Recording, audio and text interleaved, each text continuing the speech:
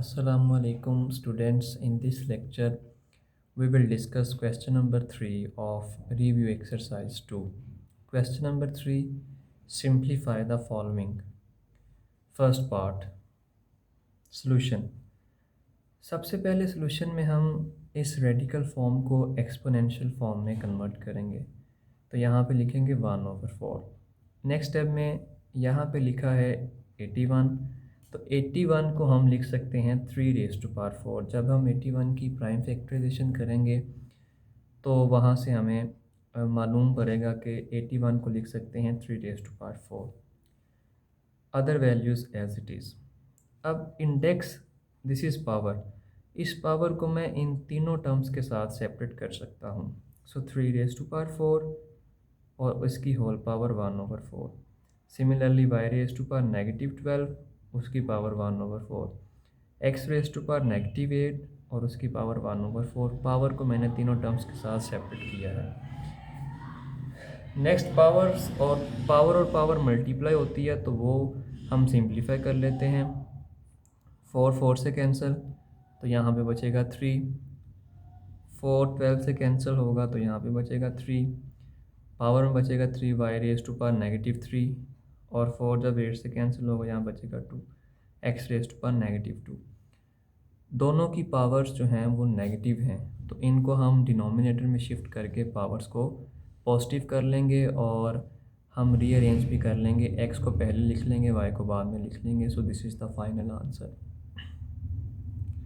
Next fourth part है question number, इसका second और थर्ड पार्ट आपने होमवर्क में करना है, आपने खुद अटैम्प्ट करना है, वेरी इजी आप कर लेंगे।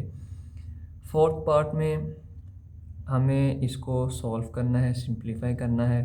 सॉल्यूशन, तो स्टूडेंट्स सबसे पहले जो नंबर्स हैं 32 और 625, इनको हम जो है प्राइम फैक्टराइजेशन करने के बाद इस फॉर्म में लिख सकते हैं।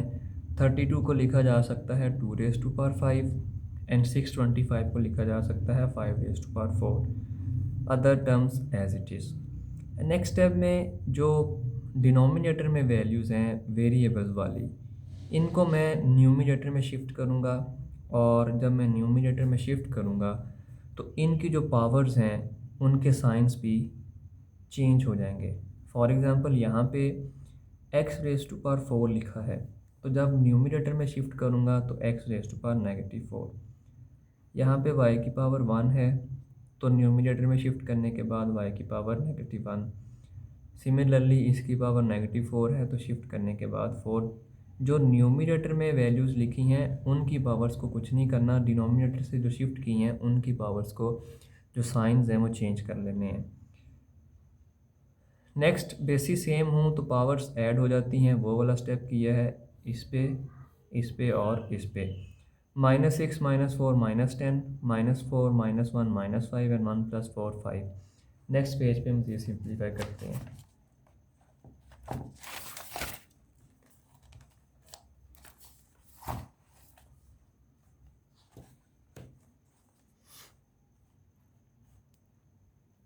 सो 2^5 x⁻⁻10 y⁻⁻5 and z⁻5 upon 5^4 और होल पावर 2/5।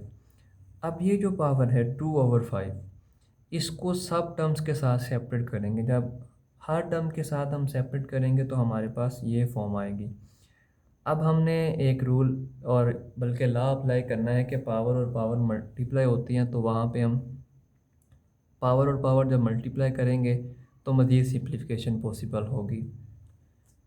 ये 5 इस 5 से कैंसिल, इस स्टेप में मैंने इस पावर को सब टर्म्स के साथ सेपरेट कर लिया है। 5 को कैंसिल करेंगे -2, 5 5 से कैंसिल -1, 5 5 से कैंसिल 1। तो न्यूमिनेटर में ऑलमोस्ट सिंप्लीफिकेशन करने के बाद 2^2 x⁻4 because 2 × 2 -4, y⁻2 and z⁻2। Denominator में 4 × 2 8/5, 5^8/5। 2^2 दैट इज़ 4। ये तीनों टर्म्स एज इट इज़। अब जो डिनोमिनेटर में वैल्यू लिखी है यहाँ पे, उसकी जो पावर है डेट इज़ 8/5। इसको अब हम लिख सकते हैं, 8 को लिखा जा सकता है 5+3।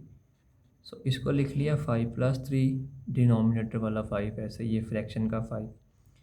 अब 5+3/5 को मज़ीद सिंप्लीफाई करेंगे तो 5 और इस 5 को भी सेपरेट कर लिया और 3 को भी 5 के साथ सेपरेट कर लिया।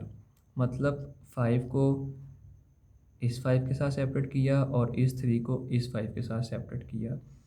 और जब सेपरेट करेंगे तो यहाँ पे 5 को जो है वो हम 2 टाइम्स लिख लेंगे, क्योंकि यहाँ पे देखें कि बेसिस अगर सेम हो तो पावर्स ऐड हो जाती हैं। तो जब पावर्स ऐड होंगी तो वापस यही फॉर्म बनेगी।